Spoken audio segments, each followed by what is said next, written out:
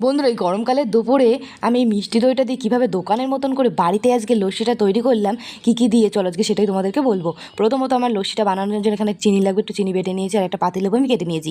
Fridge থেকে যে ঠান্ডা দইটা আমি বের করেছিলাম সেটা কিন্তু আমি এখন চামচ দিয়ে তুলে মিক্সির বাটিতে দিয়ে দিয়েছি। তারপরে এর মিক্সির বাটিতে দিয়ে দিলাম 1 চামচ মতো নুন, বিট নুন, তারপরে দিয়ে দিলাম 2 চামচ মতো চিনির গুঁড়ো আর একটা পাতিলেবুর রস, আর একটুখানি ফ্রিজ থেকে ঠান্ডা জল বের করেছিলাম, ঠান্ডা জলটা দিয়ে দিয়েছি।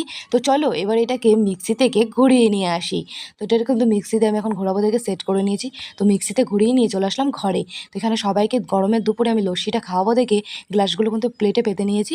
আর এটা খুলতেই কিন্তু সত্যি যে কোনো দোকানে যেমন গ্লাসটা দিলে যেমন একটা সেন্ট বেরোয়, সেরকমই ঠিক একটা সেন্ট বেরোছিল, খুব সুন্দর গন্ধটা ছিল। তো এখানে কিন্তু লস্যিটা আমার তৈরি হয়ে গেছে। তো এখন আমি গ্লাসে গ্লাসে ঢেলে নিয়েছি সবাইকে দেবো দেখে। তো গ্লাসগুলোতে সব ঢেলে নেওয়ার পর ওপর দিয়ে কিন্তু হালকা করে একটুখানি আমি জল জিরা ছিটিয়ে দেবো। তো দিয়ে এখানে প্রথমেই কিন্তু আমি দিয়ে দিচ্ছি লস্যিটা আমার বোনকে। তারপরে চলো আমি একটুখানি খেয়ে দেখি কেমন লাগে।